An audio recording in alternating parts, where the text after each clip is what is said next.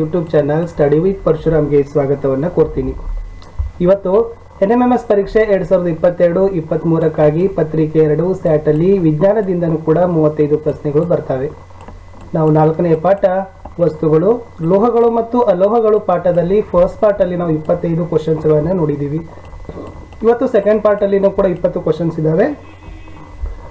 ತುಂಬ ಬೆನಿಫಿಟ್ ಆಗಿರ್ತಕ್ಕಂಥ, ತುಂಬ ಉಪಯುಕ್ತವಾಗಿರ್ತಕ್ಕಂಥ ಪ್ರಶ್ನೆಗಳಿದ್ದಾವೆ. ಪರೀಕ್ಷಾ ದೃಷ್ಟಿಯಿಂದನೂ ಕೂಡ ತುಂಬಾ ಇಂಪಾರ್ಟೆಂಟ್ ಇದ್ದಾವೆ. ಹಿಂದಿನ ವಿಡಿಯೋ ನೋಡದೇ ಇದ್ರೆ ಈ ವಿಡಿಯೋದ ಡಿಸ್ಕ್ರಿಪ್ಷನ್ ಬಾಕ್ಸ್ನಲ್ಲಿ NMMS ಪರೀಕ್ಷೆ 2022-23 ವಿಜ್ಞಾನ ಅಂತಕ್ಕಂಥ ಪ್ಲೇಲಿಸ್ಟ್ ಲಿಂಕ್ ಇದೆ, ಅದನ್ನು ಒತ್ತಿ ನೋಡಿ. SS ಕೂಡ ಸಮಾಜ ವಿಜ್ಞಾನದಲ್ಲಿ ಕೂಡ NMMS ಪರೀಕ್ಷೆಗೆ ವಿಡಿಯೋಗಳನ್ನು ಹಾಕಿದ್ದೀವಿ ನೋಡಿ. ಕಲಿಕಾ ಚೇತರಿಕೆಯಲ್ಲಿ ನಾವು 8ನೇ ತರಗತಿಗೆ ಸೈನ್ಸ್ ಆಗಿರ್ಬೋದು, SS ಆಗಿರ್ಬೋದು ಮತ್ತು ಹಿಂದಿನಲ್ಲಿನೂ ಕೂಡ ವಿಡಿಯೋಗಳನ್ನು ಹಾಕ್ತಾ ಇದ್ದೀವಿ. ಅವುಗಳನ್ನು ಸಹಿತ ತಪ್ಪದೇ ನೋಡಿ ಅಂತ ಹೇಳ್ತಾ ದಯಮಾಡಿ ಚಾನಲನ್ನು ಸಬ್ಸ್ಕ್ರೈಬ್ ಮಾಡಿ, ಜೊತೆಗೆ ಬೆಲ್ ಐಕಾನನ್ನು ಅವಶ್ಯವಾಗಿ ಒತ್ತಿ. ಇದರಿಂದ ಮುಂಬರ್ತಕ್ಕಂಥ ವಿಡಿಯೋಗಳ ನೋಟಿಫಿಕೇಶನ್ ತಮಗೆ ಮೊದಲಿಗೆ ಸಿಗುತ್ತೆ. ನಮ್ಮದೇ ಒಂದು ಟೆಲಿಗ್ರಾಮ್ ಗ್ರೂಪ್ ಇದೆ, ಅದರ ಲಿಂಕನ್ನು ಸಹಿತ ಈ ವಿಡಿಯೋದ ಡಿಸ್ಕ್ರಿಪ್ಷನ್ ಬಾಕ್ಸ್ನಲ್ಲಿ ಪೋಸ್ಟ್ ಮಾಡಿದ್ದೀನಿ, ಅದಕ್ಕೂ ಕೂಡ ಬಂದು ಜಾಯ್ನ್ ಆಗಿ. ಸೊ ಶುರು ಮಾಡೋಣ. ಲೋಹಗಳು ಮತ್ತು ಅಲೋಹಗಳು ಪಾಠದ 2ನೇ ಭಾಗದಲ್ಲಿರ್ತಕ್ಕಂಥ ಮೋಸ್ಟ್ ಇಂಪಾರ್ಟೆಂಟ್ ಕ್ವಶನ್ಸ್ಗಳನ್ನು. ಪ್ರಶ್ನೆ 26. ಕಾಸಿದಾಗಲೂ ತಾಮ್ರವು ಯಾವುದರೊಂದಿಗೆ ಪ್ರತಿವರ್ತಿಸೋದಿಲ್ಲ. ಸೊ ತಾಮ್ರ ಏನು ಮಾಡ್ತದಪ್ಪ ಅಂದ್ರೆ, ನಾವು ಎಷ್ಟೋ ಶಾಖ ಕೊಟ್ಟು ಕಾಸಿದ್ರೂ ಸಹಿತ ಅದು ಹೈಡ್ರೋಕ್ಲೋರಿಕ್ ಆಮ್ಲದೊಂದಿಗೆ ಪ್ರತಿವರ್ತನೆಯನ್ನು ಮಾಡೋದಿಲ್ಲ ಅಂತಕ್ಕಂಥದ್ದು. ಪ್ರಶ್ನೆ 27. ಕಾಸಿದಾಗಲೂ ತಾಮ್ರವು ಯಾವುದರೊಂದಿಗೆ ಪ್ರತಿವರ್ತಿಸುತ್ತದೆ. ತಾಮ್ರ ಹೈಡ್ರೋಕ್ಲೋರಿಕ್ ಆಮ್ಲದೊಂದಿಗೆ ಪ್ರತಿವರ್ತಿಸೋದಿಲ್ಲ. ಆದರೆ ನಾವು ತಾಮ್ರವನ್ನು ಕಾಸಿದಾಗ ಅದು ಸಲ್ಫ್ಯೂರಿಕ್ ಆಮ್ಲದೊಂದಿಗೆ ಏನು ಮಾಡ್ತದಪ್ಪ ಅಂದ್ರೆ ಪ್ರತಿವರ್ತನೆಯನ್ನು ಮಾಡ್ತದೆ. ಪ್ರಶ್ನೆ 28. ಪಾಪ್ ಶಬ್ದವು ಯಾವುದರ ಇರುವಿಕೆಯನ್ನು ಸೂಚಿಸ್ತದೆ. ಹೈಡ್ರೋಜನ್ ಅನಿಲ. ಅಲ್ಲಿ ಹೈಡ್ರೋಜನ್ ಅನಿಲ ಇತ್ತಂದ್ರೆ ಏನಾಗ್ತದಪ್ಪ ಅಂದ್ರೆ ಪಾಪ್ ಅಂತಕ್ಕಂಥ ಶಬ್ದ ಬರ್ತದೆ. ಈ ಪಾಪ್ ಶಬ್ದ ಹೈಡ್ರೋಜನ್ ಅನಿಲದ ಇರುವಿಕೆಯನ್ನು ಸೂಚಿಸ್ತದೆ. ಪ್ರಶ್ನೆ 29. ಲೋಹಗಳು ಸೋಡಿಯಂ ಹೈಡ್ರಾಕ್ಸೈಡ್ನೊಂದಿಗೆ ಪ್ರತಿವರ್ತಿಸಿ ಯಾವ ಅನಿಲವನ್ನು ಉತ್ಪತ್ತಿ ಮಾಡ್ತವೆ. ವಿಶೇಷವಾಗಿ ಲೋಹಗಳು ಸೋಡಿಯಂ ಹೈಡ್ರಾಕ್ಸೈಡ್ನೊಂದಿಗೆ ಪ್ರತಿವರ್ತಿಸಿದಾಗ ಅವು ಹೈಡ್ರೋಜನ್ ಅನಿಲವನ್ನು ಏನು ಮಾಡ್ತಾವಪ್ಪ ಅಂದರೆ ಬಿಡುಗಡೆಯನ್ನು ಮಾಡ್ತವೆ ಅಂತಕ್ಕಂಥದ್ದು. ಪ್ರಶ್ನೆ 30. ಲೋಹಗಳು ಸ್ಥಾನ ಪಲ್ಲಟಗೊಳ್ಳುವ ಕ್ರಮ ಹೇಗೆ. ಇದು ಇಂಪಾರ್ಟೆಂಟ್ ಇದೆ. ಅಂದರೆ ಲೋಹಗಳು ಹೇಗೆ ಸ್ಥಾನ ಪಲ್ಲಟಗೊಳ್ತವೆ ಅಂತ ಕೇಳಿದ್ದಾರೆ. ಹೆಚ್ಚು ಕ್ರಿಯಾಶೀಲತೆ ಹೊಂದಿರೋ ಲೋಹ ಕಡಿಮೆ ಕ್ರಿಯಾಶೀಲತೆಯ ಲೋಹವನ್ನು ಸ್ಥಾನ ಪಲ್ಲಟಗೊಳಿಸುತ್ತವೆ. ಇದು ಸ್ವಲ್ಪ ಇಂಪಾರ್ಟೆಂಟ್ ಇದೆ. ಲೋಹ ಸ್ಥಾನ ಪಲ್ಲಟಗೊಳ್ಳಬೇಕಾದ್ರೆ ಅದು ಹೆಚ್ಚು ಕ್ರಿಯಾಶೀಲತೆಯ ಲೋಹದಿಂದ ಕಡಿಮೆ ಕ್ರಿಯಾಶೀಲತೆಯ ಲೋಹಗಳಿಗೆ ಏನು ಮಾಡ್ತಾವಪ್ಪ ಅಂದ್ರೆ ಸ್ಥಾನ ಪಲ್ಲಟವನ್ನು ಮಾಡ್ತವೆ. ಪ್ರಶ್ನೆ 31. ಲೋಹಗಳ ಉಪಯೋಗಗಳನ್ನು ತಿಳಿಸಿ. ಇದು ಇಂಪಾರ್ಟೆಂಟ್ ಇದೆ. ಯಾವುದ್ಯಾವುದಕ್ಕೆ ಲೋಹಗಳನ್ನು ಉಪಯೋಗವನ್ನು ಮಾಡ್ತಾರೆ. ಯಂತ್ರೋಪಕರಣಗಳು, ಸ್ವಯಂಚಾಲಿತ ವಾಹನಗಳು, ವಿಮಾನಗಳು, ರೈಲುಗಳು, ಉಪಗ್ರಹಗಳು, ಕಾರ್ಖಾನೆಗಳ ಉಪಕರಣಗಳು, ಅಡುಗೆ ಪಾತ್ರೆಗಳು, ನೀರಿನ ಬಾಯ್ಲರ್ಗಳಲ್ಲಿ ಏನು ಮಾಡ್ತಾರಪ್ಪ ಅಂದ್ರೆ ಲೋಹಗಳನ್ನು ಉಪಯೋಗವನ್ನು ಮಾಡ್ತಾರೆ. ಪ್ರಶ್ನೆ 32. ಜೀವಿಗಳು ಉಸಿರಾಡುವಾಗ ಒಳತೆಗೆದುಕೊಳ್ಳಲು ಯಾವುದು ಜೀವಕ್ಕೆ ಅತ್ಯವಶ್ಯಕವಾಗಿದೆ. ಅಂದರೆ ಜೀವಿಗಳು ಉಸಿರಾಟುವಾಗ ಒಳತೆಗೆದುಕೊಳ್ಳೋದು ಏನು ಅಂತ ಕೇಳಿದ್ದಾರೆ. ಸಾಮಾನ್ಯವಾಗಿ ಜೀವಿಗಳು ಉಸಿರಾಡುವಾಗ ಒಳತೆಗೆದುಕೊಳ್ಳೋದು ಅಲೋಹ ಅಂತ ಹೇಳ್ತಾರೆ. ಇದು ತುಂಬಾನೇ ಅತಿ ಅವಶ್ಯಕ, ಉಸಿರಾಡುವಾಗ ಒಳಗೆ ತೆಗೆದುಕೊಳ್ಳಲು.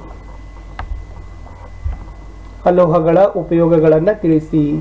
ನಾವು ಲೋಹಗಳ ಉಪಯೋಗಗಳನ್ನು ನೋಡಾಯಿತು, ಇನ್ನು ಅಲೋಹಗಳ ಉಪಯೋಗಗಳನ್ನು ಸಹಿತ ನಮಗೆ ಪರಿಚಯ ಬೇಕು. ರಾಸಾಯನಿಕ ಗೊಬ್ಬರಗಳನ್ನು ತಯಾರಿಸ್ತಾರೆ, ನೀರಿನ ಶುದ್ಧೀಕರಣ ಮಾಡ್ತಾರೆ, ನಂಜು ನಿರೋಧಕ ದ್ರಾವಣ, ಪಟಾಕಿ ತಯಾರಿಕೆ, ಇವೆಲ್ಲ ಕಡೆ ಏನು ಮಾಡ್ತಾರಪ್ಪ ಅಂದ್ರೆ ಮುಖ್ಯವಾಗಿ 4ರಲ್ಲಿ ಅಲೋಹಗಳನ್ನು ಉಪಯೋಗವನ್ನು ಮಾಡ್ತಾರೆ. ಇವತ್ತು ಸಸ್ಯಗಳ ಬೆಳವಣಿಗೆಯನ್ನು ಹೆಚ್ಚಿಸೋ ಸಲುವಾಗಿ ಏನೊಂದು NPK, ನೈಟ್ರೋಜನ್, ಫಾಸ್ಫರಸ್, ಪೊಟ್ಯಾಸಿಯಂ, ಈ ಒಂದು ರಾಸಾಯನಿಕ ಗೊಬ್ಬರಗಳ ತಯಾರಿಕೆಯಲ್ಲಿ ಅಲೋಹಗಳನ್ನು ಯಥೇಚ್ಛವಾಗಿ ಬಳಸ್ತಾರೆ. ಹೊಲಸಾಗಿರ್ತಕ್ಕಂಥ, ಮಲಿನವಾಗಿರ್ತಕ್ಕಂಥ ನೀರಿನ ಶುದ್ಧೀಕರಣ ಪ್ರಕ್ರಿಯೆಯಲ್ಲಿ ಸಹಿತ ಅಲೋಹಗಳನ್ನು ಬಳಸ್ತಾರೆ. ಗಾಯವಾದಾಗ ನಂಜು ಆಗದಂತೆ ಇರ್ಲಿಕ್ಕೆ ಏನು ಮಾಡ್ತಾರಪ್ಪ ಅಂದ್ರೆ ನಂಜು ನಿರೋಧಕ ದ್ರಾವಣವಾಗಿ ಅಲೋಹಗಳನ್ನು ಬಳಕೆಯನ್ನು ಮಾಡ್ತಾರೆ. ಸ್ಫೋಟಕಗಳ ತಯಾರಿಕೆಗಳಲ್ಲಿ ಅಲೋಹಗಳನ್ನು ಸಹಿತ ಬಳಕೆಯನ್ನು ಮಾಡ್ತಾರೆ. ಸಸ್ಯಗಳಲ್ಲಿ ಕಂಡುಬರುವ ಧಾತು ಯಾವುದು. ಸೊ ಮೆಗ್ನೀಸಿಯಂ ಕೂಡ ಏನು ಮಾಡ್ತದಪ್ಪ ಅಂದ್ರೆ ಸಸ್ಯಗಳಲ್ಲಿ ಕಂಡು ಬರ್ತಕ್ಕಂಥ ಒಂದು ಧಾತು ಆಗಿದೆ. 35. ಒಂದು ವಸ್ತುವನ್ನು ರಾಸಾಯನಿಕ ಕ್ರಿಯೆಗಳಿಂದ ತಂಪುಗೊಳಿಸೋದ್ರಿಂದ, ಶಾಖ ಕೊಡೋದರ ಮೂಲಕ ಅಥವಾ ವಿದ್ಯುತ್ ವಿಭಜನೆಯಿಂದ ಮತ್ತಷ್ಟು ವಿಭಜಿಸಲಾಗದಿದ್ದರೆ ಅದನ್ನು ಏನಂತ ಕರೀತಾರೆ? ಒಂದು ವಸ್ತು ರಾಸಾಯನಿಕ ಕ್ರಿಯೆಗಳಿಂದ ತಂಪುಗೊಳಿಸೋದ್ರಿಂದ, ಶಾಖ ಕೊಡೋದರ ಮೂಲಕ, ವಿದ್ಯುತ್ ವಿಭಜನೆಯಿಂದ ಮತ್ತಷ್ಟು ವಿಭಜಿಸಲಾಗದೇ ಇದ್ದರೆ ಅದನ್ನು ಧಾತು ಅಂತ ಕರೀತಾರೆ. ಸೊ ಸಿಂಪಲ್ ಆಗಿ ಹೇಳಬೇಕಾದ್ರೆ ಧಾತು ಅಂತಕ್ಕಂಥದ್ದು ವಿಭಜನೆಗೊಳಿಸಲಾಗದೇ ಇರ್ತಕ್ಕಂಥದ್ದು, ಅದನ್ನು ತುಂಡುಗಳನ್ನಾಗಿ ಮಾಡಲಿಕ್ಕೆ ಬರೋದಿಲ್ಲ, ಅದೇ ಧಾತು. ಪ್ರಶ್ನೆ 36, ಧಾತುವಿನ ಅತ್ಯಂತ ಚಿಕ್ಕ ಘಟಕಕ್ಕೆ ಏನಂತ ಕರೀತಾರೆ? ಸೊ ಧಾತುವಿನ ಅತಿ ಚಿಕ್ಕ ಘಟಕಕ್ಕೆ ಪರಮಾಣು ಅಂತ ಕರೀತಾರೆ. ನೈಸರ್ಗಿಕವಾಗಿ ದೊರೆಯುವ ಧಾತುಗಳ ಸಂಖ್ಯೆ ಎಷ್ಟು? ನಿಸರ್ಗದತ್ತವಾಗಿ, ಪ್ರಕೃತಿದತ್ತವಾಗಿ ನಮಗೆ 94ಕ್ಕೂ ಹೆಚ್ಚು ನೈಸರ್ಗಿಕ ಧಾತುಗಳು ಸಿಗ್ತವೆ. ಇದನ್ನ 94ಕ್ಕೂ ಹೆಚ್ಚು ಅಂತಾನೆ ತಾವೇನ್ ಮಾಡಬೇಕು, ಬರಿಬೇಕು. ನೆಕ್ಸ್ಟ್, ಲೋಹ ಮತ್ತು ಅಲೋಹಗಳ ಎರಡರ ಗುಣಗಳನ್ನು ಹೊಂದಿರೋದಕ್ಕೆ ಏನಂತ ಕರೀತಾರೆ? ಇವು ಲೋಹದ ಕೂಡ ಗುಣಗಳಿದ್ದಾವೆ, ಜೊತೆ ಅಲೋಹದ ಗುಣಗಳನ್ನು ಸಹಿತನೂ ಕೂಡ ಹೊಂದಿದ್ದಾವೆ.